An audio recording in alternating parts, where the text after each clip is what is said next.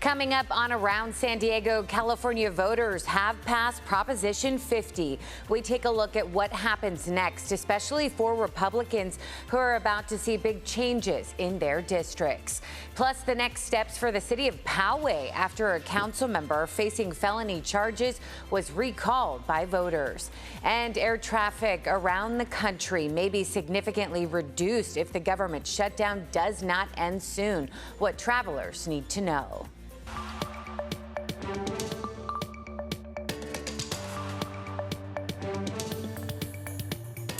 Hello and welcome to you. Thank you so much for joining us as we take you around San Diego. I'm CBS 8's Jenny Day, and I'll get you caught up on our top stories so far, and we'll look ahead at what's to come around San Diego. We begin with that special election. California voters overwhelmingly approved Prop 50 and gave the green light to redraw congressional district lines to favor Democrats over Republicans in 5 areas.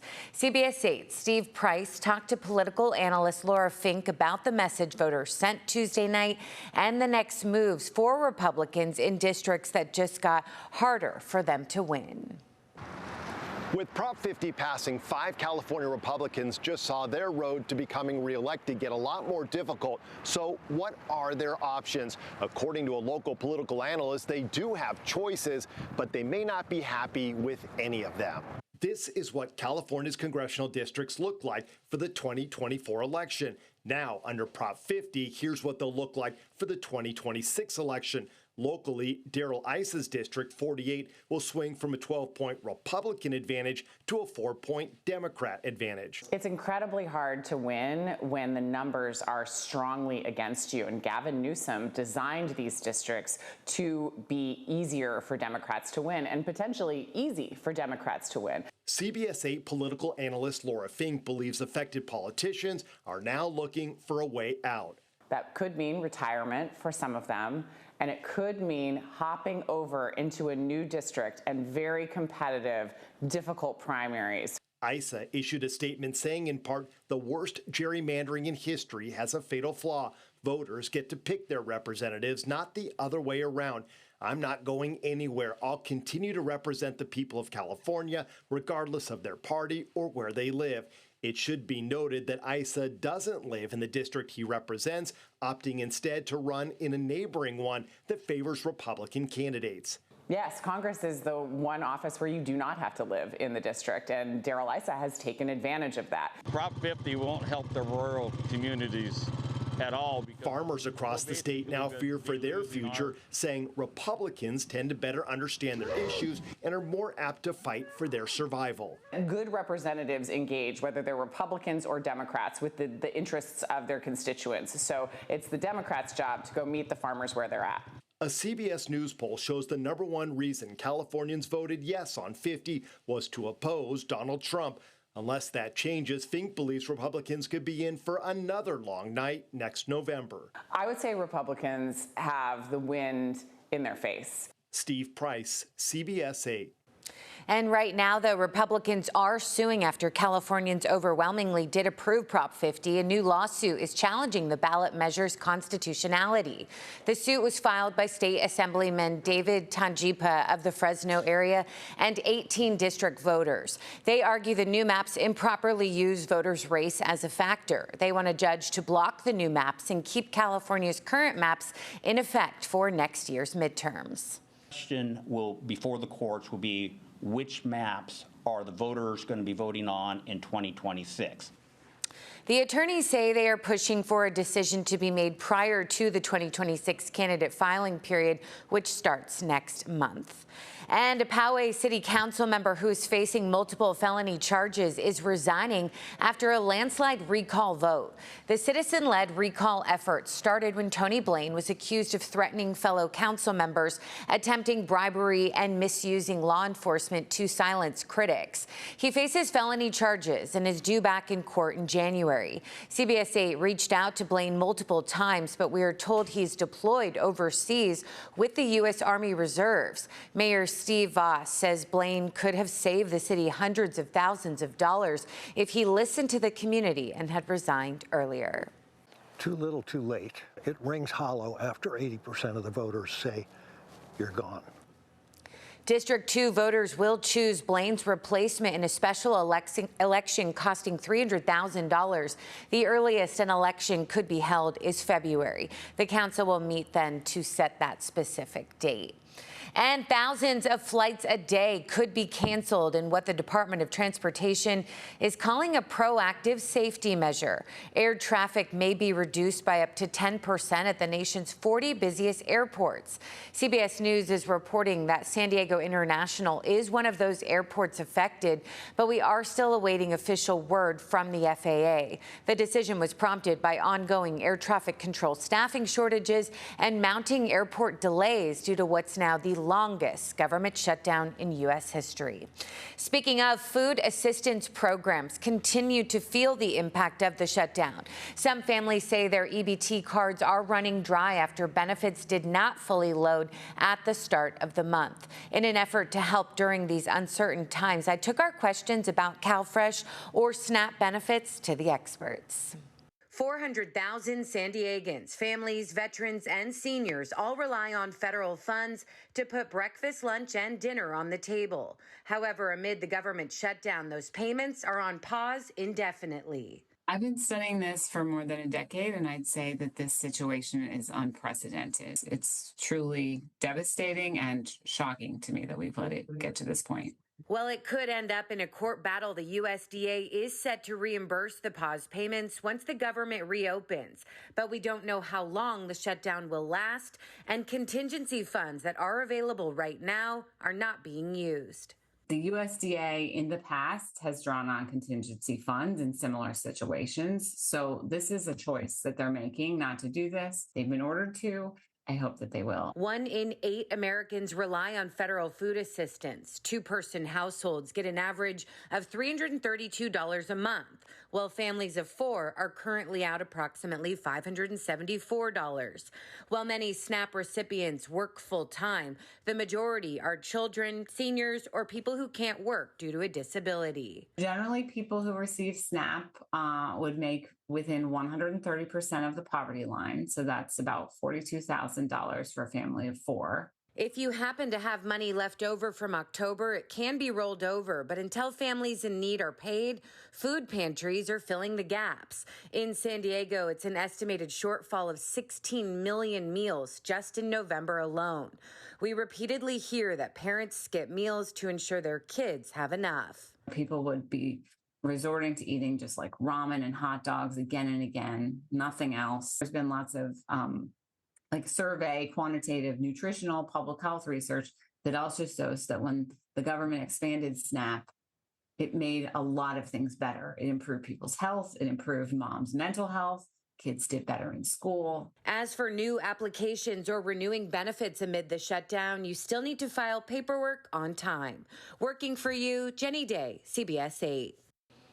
And that government shutdown is now also leading to the cancellation of Fleet Week in Chula Vista. Mayor John McCann cited ongoing uncertainties and the inability to secure firm scheduling commitments. This comes after the city of San Diego was just forced to cancel several Fleet Week events, also due to the government shutdown. And the Miramar National Cemetery Support Foundation is canceling Veterans Day ceremonies next week because of the government shutdown. We are told a memorial amphitheater dedication will be rescheduled, though, after the government reopens. Despite the shutdown, the public is still invited to visit memorials at the cemetery, which will be open from sunrise to sunset on Veterans Day. Well, now to new developments in a nearly 30-year-old cold case. DNA testing has finally identified a murder victim found in El Cajon back in 1998. Investigators say the remains belong to 30-year-old Alicia Ledesma Sanchez. Her body was discovered in an open area near Avocado Avenue. In August, police released a new facial reconstruction image, prompting a family member to come forward. Genetic testing using DNA from the victim's son confirmed that match. Her death has been ruled a homicide, but a cause of death has not been released. Well, local businesses are speaking out after the Port of San Diego announced it is not renewing a 40-year lease with the company that manages Coronado's Ferry landing. The move puts a $20 million renovation project on hold. Now small business owners are demanding answers, calling out a lack of transparency after the decision was made. The port says the ferry landing will stay open, but an attorney for the operator is threatening a lawsuit worth more than $38 million. The Port Commission will hold a public discussion next month. We'll keep you posted. Well, now to some disappointing news for the Padres. Starting pitcher Yu Darvish will miss the entire 2026 season. The 39-year-old just had surgery to repair his UCL with an internal brace in his pitching elbow. Recovery for this type of procedure, according to the Padres, is generally between 12 to 15 months. So Yu has 3 seasons remaining on his contract and is set to make $15 million next year, and then $14 million in his final 2 years of that deal. Wishing him a speedy recovery so he can get back on that mound. Still ahead, big changes could be coming for parking at our local beaches. Plus, Thanksgiving is now just a few weeks away. Working for you, we'll take a look at where you can find the best deals.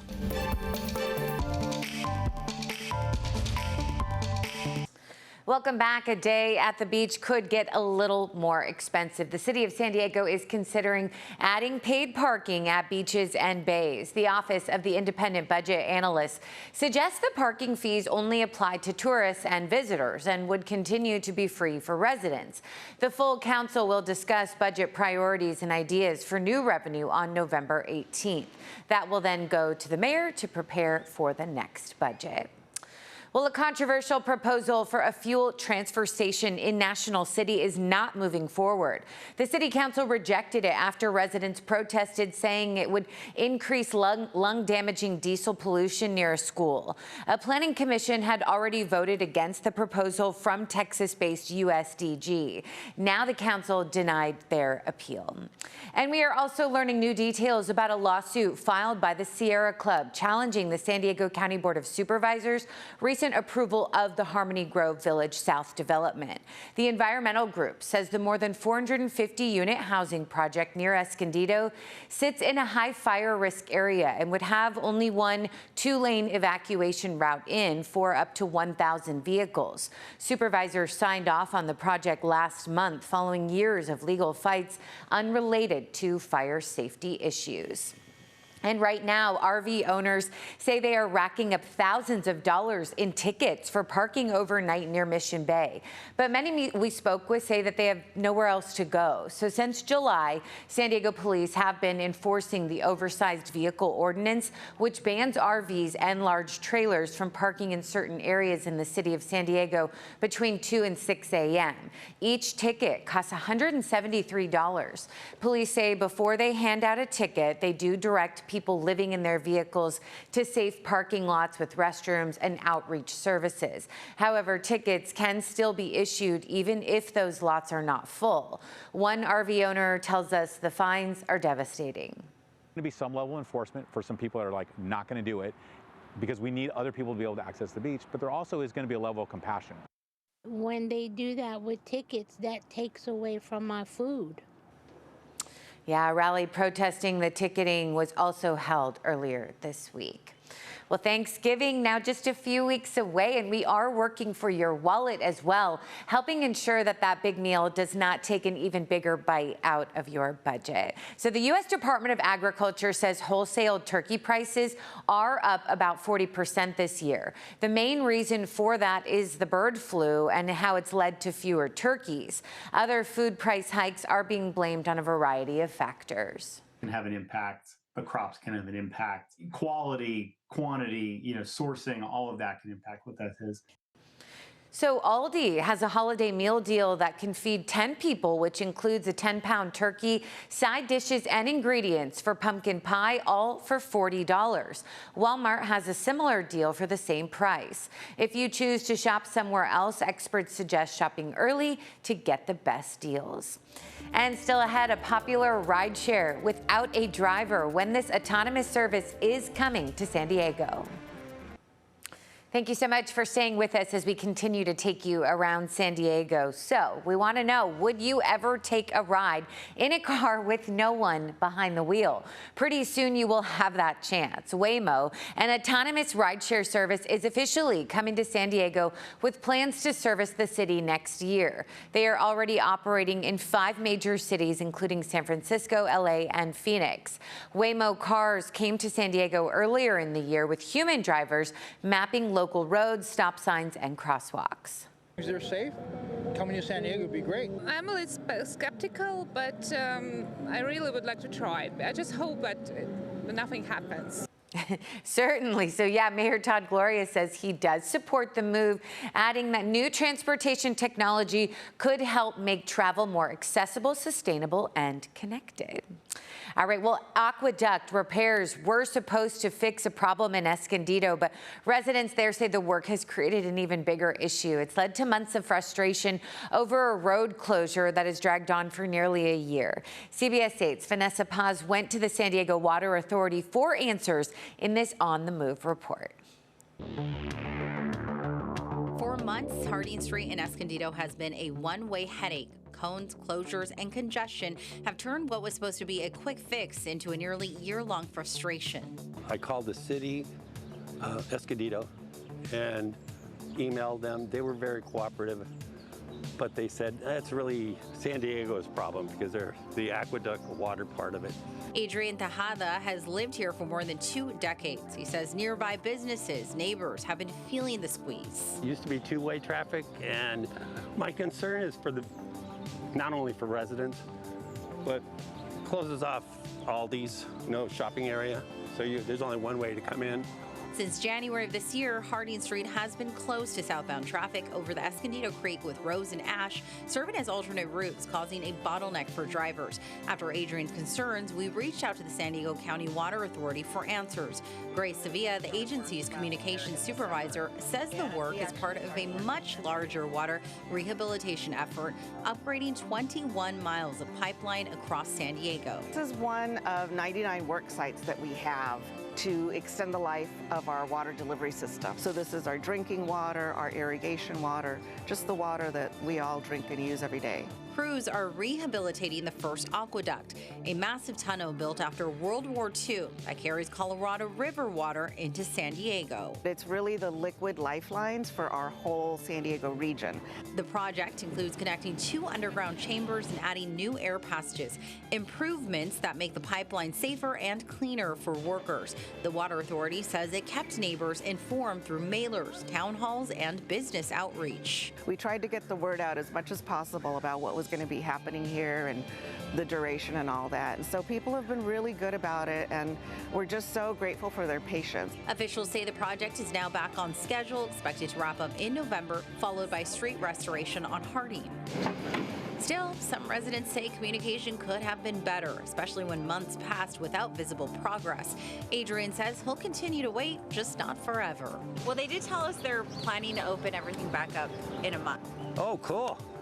Hey, more power to them, but they didn't tell me that. I'll wait 1 month. I don't want to wait a year or 2. Vanessa Paz, CBS 8. Yeah, and Harding Street should be open before Thanksgiving. Well, right now there is limited access to Torrey Pines State Natural Reserve because of construction as well. The Park Road, upper parking lots, and trails in the main reserve are closed to cars and pedestrians. The South and North Beach parking lots are open, though. This is happening through February. Then phase 2 of the project will begin in August or September. Still ahead, this year's drought could impact the most picturesque part of the fall season. We'll break down why in this Earth 8 report. We are now well into the fall season, which leads many to change scenery to spot the beautiful fall foliage in other parts of the country. It is amazing. But this year's drought could actually dampen those views. CBS 8's Evan Irani explains why in this Earth 8 report. Every fall, the New England states draw visitors from around the world, hoping to catch the fresh fall foliage. We get so many people up here that are coming up to check out all the leaves, the fall colors. It's not as bright this year, but there are some pockets. The vibrant yellow, orange, and red leaves still cover the trees and ground, but this year a drought has led to muted autumn colors. There's sort of these 4 levers that you can kind of dial up, and they all kind of do their own little thing, right? So those 4 levers are your temperature, your precipitation, your light levels, and then stress. One lever proving to have an effect around the country: precipitation. The U.S. Drought Monitor classified 40% of the U.S. as in a drought in the month of October. It's considered severe for all in San Diego County. Still, many southern states can expect fall foliage to arrive in the coming months, lagging behind the northern half of the country. It's going to still drive up the beautiful yellows and oranges, so I think we'll still see that. But unfortunately, I do think the reds will probably be a little bit stunted. I don't think we're going to get as rich color in the reds and the deep purples as we'd probably like to see. In San Diego, peak fall foliage is expected closer to mid-November, with our local mountains showing the most change. As of this week, views showed only minor sways in color in areas like Julian and Mount Laguna. But I've learned over the years to not search for peak and appreciate the pockets. So get out and enjoy the fall weather, but be warned, those leaves may not be as bright this year as in years past. Yeah, it really is just spectacular, even if it's less this year. All right, well, San Diego does have the best climate in the nation. That is now official, according to data from the Camelot Index on Climate. The index is from a Bay Area meteorologist, and he describes the ideal climate as relatively mild with a few extremes in temperature, humidity, or precipitation. San Francisco is next on the list, then LA and Sacramento. It's impossible that he might be a little biased, having lived in California so long, but we of course agree that San Diego is the best. Hey, and before we leave you, big congrats to Fernando Tatis Jr., who just won his 2nd Gold Glove. His defense was a major reason why he was an all-star this past season. All right, well, that will do it for us. Thank you so much for your time as always. For CBS 8, I'm Jenny Day. Take good care.